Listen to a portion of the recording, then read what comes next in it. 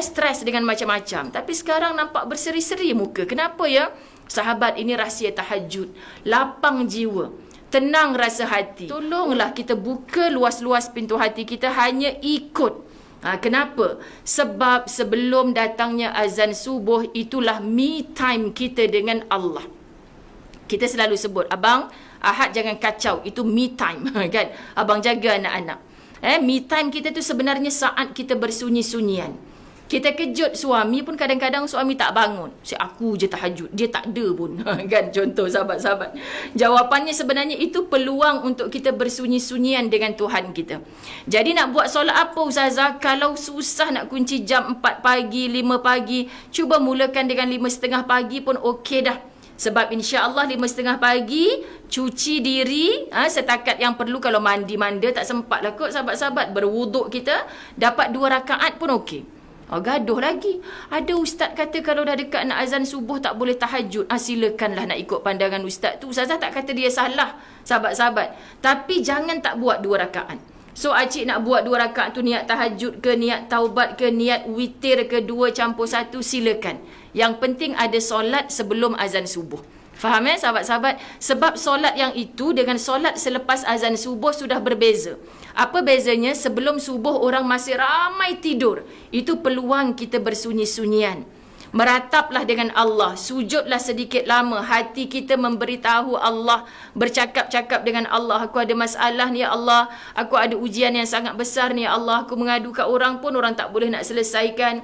Semalam dah jumpa kaunselor, lega sikit hati. Tapi balik rumah aku serabut balik ni ya Allah.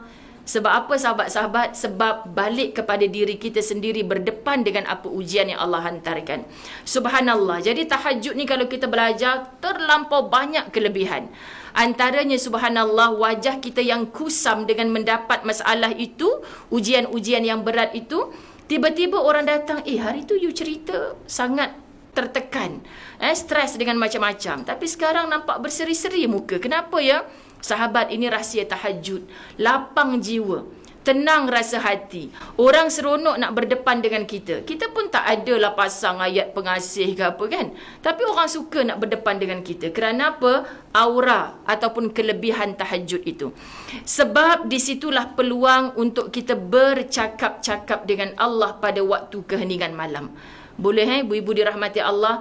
Pesan juga kepada wanita-wanita muda kita. Belum tua tapi sudah tua amalnya. Okey, sahabat-sahabat kami dulu di asrama sekolah agama kan, bila tahun peperiksaan tu memang wajib bangun 4 pagi. Siapa tengok rancangan dengar setiap malam Jumaat, ustazah panel tetap di situ setiap malam Jumaat, sahabat-sahabat. Yang terkini adalah rancangan yang sangat meletup, disambung pula Sabtu TV Al-Hijrah buka lagi. Cerita tentang seorang perempuan, anak gadis diratah oleh ayahnya sendiri daripada usia 4 tahun. Semua orang perempuan sangat sakit hati dengan cerita ni. Jadi muslimat dirahmati Allah, lelaki yang sepatutnya melindungi. Kenapa berlaku macam tu?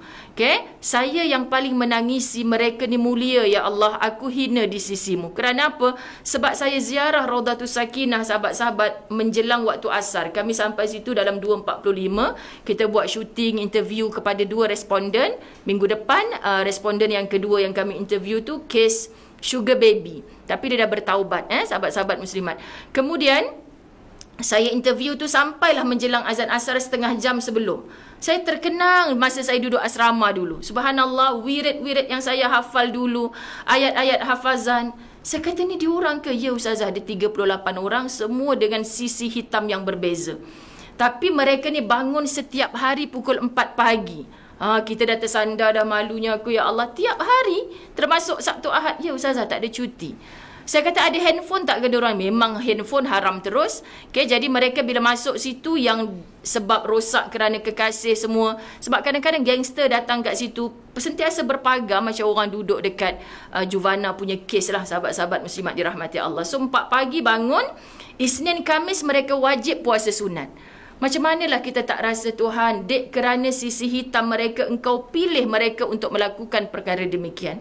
Dulu saya terlibat dengan program motivasi di satu tempat sahabat bernam. Ya Allah Tuhan, ketika itu saya berjiwa ibu, tapi Allah tidak takdirkan kita ada pengalaman mengandung kan muslimin muslimat.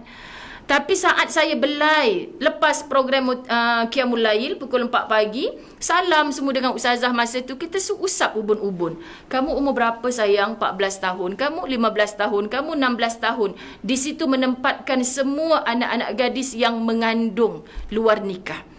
Allahu Rabbi, kan, saya kata Tuhan, aku ni ada suami yang halal ni, berdoa siang malam ya Allah nak dapat zuriat, tapi mereka ni kadang sekali je ustazah dia buat kat saya, padahal saya masa tu baring pun tidak, dalam keadaan berdiri saja, saya betul-betul dalam keadaan tak bersedia, tapi saya tak tahu kenapa Allah jadikan benih ni dalam perut saya. Masya Allah Tuhan, kita tak tahu nak kata betapa sayunya hati kita seorang ibu yang sepatutnya melindungi mereka.